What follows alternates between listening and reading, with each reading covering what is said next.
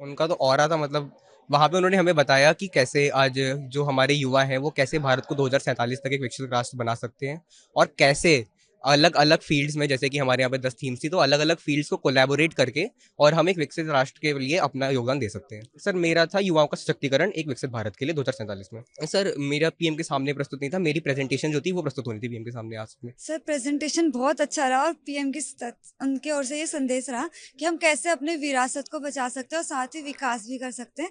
साथ ही उनने युवाओं को एक मंच प्रदान किया, उसके लिए हम उनका बहुत बहुत शुक्रगुजार है कि हमें यहाँ तक पहुँचाया और हमें इतना उत्साहित किया जो हमारे भविष्य में बहुत काम आएगा। सर हमने उसमें ये कहा कि हमारी विरासतें और संरक्षण के लिए हमने जो उपाय बताए हैं 2047 के लिए, तो उसके लिए हमने अपने अपने जो हमारे मतलब एक स्टूडेंट जो हमारे विचार थे उनके सामने प्रस्तुत करें और हम एक विजन दिया कि भविष्य हमारा वक्त कैसे बन सकता है, कैसे विकास और विरासत दोनों में समन्वय करके हम यूथ अपने विरासत को विकास के साथ जोड़कर आगे बढ़ा सकते हैं। प्रधानमंत्री जी ने आज नया एक स्लोगन दिया कि ज़ीरो डिफेक्ट ज़ीरो इफेक्ट। तो मुझे वो बहुत अच्छा लगा। उन्होंने बताया कि कैसे हम अपने भारतीय गेम्स को ना, मतलब इंडियन मतलब इंडियंस जो हमारे स्पिरिचुअल आर्ट है, फॉर्म है, उन पर हम लोग कैसे गेम्स बना सकते हैं और उनको प्रमोट कर सकते हैं, क्योंकि गेम्स भी बहुत बड़ी सॉफ्ट पावर है। तो उसको हम कैसे प्रमोट करें इंडियन थीम पर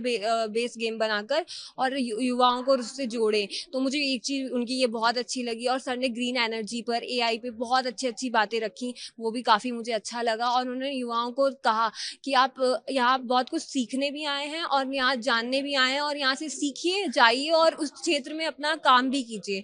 ये मत सोचिए कि आप सिर्फ माला जपेंगे तो विकसित भारत बन जाएंगे, आपको काम भी करना होगा, तभी हम विकसित भारत का सपना पूरा कर पाएंगे। हमारी प्रेजेंटेशन में हमारा टॉपिक था विकास भी विरासत भी। तो उसमें ओवरऑल हम लोग, तो जो हमारी टीम थी, हम लोग बताना चाह रहे थे कि जो एआई का यूज़ है, आर्टिफिशियल इंटेलिजेंस, आजकल की पीढ़ी जैसे टेक्नोलॉजी के साथ बढ़ती जा रही है, आर्टिफिशियल इंटेलिजेंस के साथ में और आगे बढ़ती जा रही है, तो वो लोग बहुत डिपेंड हो रहे हैं उस चीज़ में। जैसे मैं भी आज की पीढ़ी का ही हूँ, तो मैंने खुद को भी ऑब्जर्व किया था कि हमको जो कॉलेज में प्रोडक्ट मिलते हैं या फिर प्रोजेक्ट वगैरह मिलने के बाद में असाइनमेंट मिलते हैं, जो पढ़ाई में चीज़ें होती है, हम लोग मदद तो लेना चाहिए एआई का, वो जो बहुत अच्छी चीज़ है, जो विकसित भारत के लिए बहुत इंपॉर्टेंट भी है। लेकिन ज़्यादा डिपेंडेंसी उसके ऊपर होने से हमारी जो नेचुरल थिंकिंग है, जो प्रॉब्लम सॉल्विंग एटीट्यूड है, इंसान जो खुद से सॉल्यूशन ढूंढता है, वो चीज़ कहीं ना कहीं कम होती आ रही है, उस चीज़ में फ़र्क पड़ रहा है। ज़्यादा उस पर डिपेंड होने के बाद में इंसान खुद का दिमाग ज़्यादा यूज़ नहीं कर पाता। तो वो चीज़ें हम लोगों ने ज़रा रिसर्च के साथ में प्रूव किया था और वो पीपीटी के थ्रू बताई थी। और आज मुझे बड़ा अच्छा लगा कि सर ने सब लोगों की पीपीटी अच्छे से देखी, सबके पॉइंट्स उसमें नोटेड थे। कुछ रिप्रेजेंटेटिव चुने गए थे जो पीपीटी सर के सामने प्रेजेंट कर पाए, और सर सबकी पीपीटी देखकर उनको कंबाइन करके कैसे सॉल्यूशन दे रहे थे बैठकर, मैं वो देख पाया। जैसे अभी आजकल जो बड़े लोग होते हैं, लाइक हमारे पेरेंट्स के एज में, वो लोग गेमिंग को एज ए नेगेटिव देखते हैं कि बच्चे गेमिंग करते रहते हैं, उसमें बहुत फंसे हुए रहते हैं, तो ज़्यादा वो चीज़ों में ध्यान देना नहीं चाहिए, पढ़ाई में देना चाहिए। लेकिन सर का सबसे पहला आज सजेशन था कि जो भी आप लोग आइडियाज़ दे रहे हो या जो ऐप बनाना है डिजिटल इंडिया के लिए, उसको आप गेमिंग के साथ में अगर मॉड कर, मतलब मिक्स करके बना सको, या जो हमारी संस्कृति है, रामायण महाभारत और जो शास्त्र है हमारे, उनका अगर गेमिंग के थ्रू मिक्स करके वैसा कुछ गेम वगैरह बना सको जो बच्चे इंटरेस्ट से खेले भी और जो पता उनको संस्कृति से भी जुड़े रहे, मतलब विकास भी हो, विरासत भी हो, तो वो चीज़ बढ़िया रहेगी। और सर ने वही बताया कि गेमिंग इंडस्ट्री हमारे यहाँ पर बहुत बड़ी है, बहुत ज़्यादा बच्चे उसमें इंटरेस्टेड है, तो जैसे इंटरेस्ट को लेकर पढ़ाई को मिलाया जाए तो बड़ा अच्छा रहेगा, वो सर का संदेश था। और सर सबको वही मोटिवेट कर रहे थे कि हम ही लोग आगे जाके सब संभालेंगे, तो हमको कैसे सब आगे चीज़ें सही करनी चाहिए, बस बोलना नहीं है, काम भी करना है। आज हमने प्रधानमंत्री की जी से कई सारे प्रश्न हमारे युवाओं ने किए और युवाओं ने पीपीटी प्रेजेंटेशन भी किया, और युवाओं का जो विचार है नए भारत के लिए, विकसित भारत के लिए, तो प्रधानमंत्री जी ने उसमें जो इनपुट करने के लिए है, कुछ सुधार करने के लिए, जैसे कि डिजिटल इंडिया है, वैसे कई सारे मुद्दे पर उन्होंने अपना सूचन दिया, और आने वाले हमारे भारत को नई दिशा और दशा देने के लिए उन्होंने हमें मार्गदर्शन किया है और प्रेरित भी किया है। मैंने डिक्लेमेशन में पार्टिसिपेट किया था। डिक्लेमेशन के अंतर्गत मैंने विकसित भारत 2047 विषय पर मैंने अपने विचार रजू किए थे, और उसके आधार पर ही मेरा सिलेक्शन भी गुजरात में से हुआ था। और डिक्लेमेशन यानी कि स्पीच कंपटीशन रहती है, तो उसमें मैंने गुजरात का रिप्रेजेंट किया था मैंने।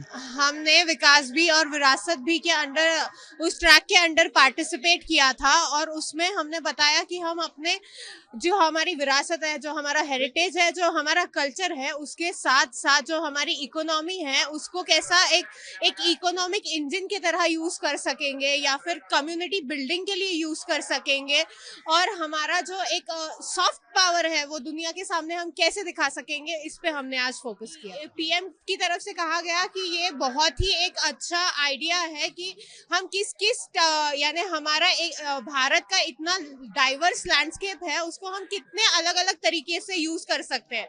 उसके आर्टिसंस हो गए, उसके सर्विस प्रोवाइडर्स होंगे, टूरिज्म होगा, हर चीज से हमारी इकोनॉमी डेवलप हो सकती है और हम एक सॉफ्ट पावर जनरेट कर सकते हैं। मेरी थीम एक्चुअली विकास भी विरासत भी थी, and during this preparation, during these presentation, we got to learn a lot of things. And even after interacting with the PM and letting him know the views he had for us and the vision he has for Viksit Bharat, we actually understood the power of youth. We actually understood our role in nation building, because we are the future of this nation. और जब हम काम करेंगे अपनी community की तरफ, उन problems को सॉल्व करेंगे जो हमारी कम्युनिटी में, छोटी छोटी प्रॉब्लम्स भी अगर एक एक नागरिक सॉल्व करेगा तो देश बहुत जल्दी डेवलपमेंट की तरफ जाएगा, और विकसित भारत का जो आइडिया है वो हम जरूर साकार कर पाएंगे। हमारे व्यूज यही है, मतलब अगर मैं अपने ओपिनियन में बोलूँ तो मेरे व्यूज यही है कि अगर हर एक यूथ अपना एक, जैसे हर एक की कम्युनिटी में एक एक प्रॉब्लम है या दो प्रॉब्लम, अगर हम वही प्रॉब्लम्स आइडेंटिफाई करके उन्हीं पे काम करना स्टार्ट करें ग्रास रूट लेवल पे,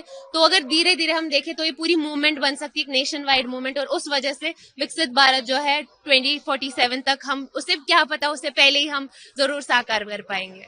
सबसे पहले तो प्रधानमंत्री जी का बहुत बहुत धन्यवाद। हम लोग बहुत ज़्यादा लकी हैं कि हमें भारत मंडपम में आने को मिला। आज मोदी जी के साथ हमने इंटरेक्ट किया, उन्होंने बहुत से विचार रखे, उन्होंने बताया कि उनका सपनों का भारत कैसा है जो कि हम बनाएंगे, क्योंकि यूथ हमारे देश का भविष्य होते हैं और वी आर अ यूथ। और हम बहुत प्राउड कर रहे हैं कि हमें मौका मिला यहाँ आने का, अपने आइडियाज़ को शेयर करने का, उनके आइडियाज़ को सुनने का। तो ये मेरे लिए बहुत बड़ी अपॉर्चुनिटी है, लाइफ टाइम अपॉर्चुनिटी है, और ये सभी को दिन यादगार रहेंगे। और हम कोशिश करेंगे कि मोदी जी का सपना पूरा कर पाए, हम सबका सपना पूरा कर पाए, जो है विकसित Bharat. Thank you so much sir.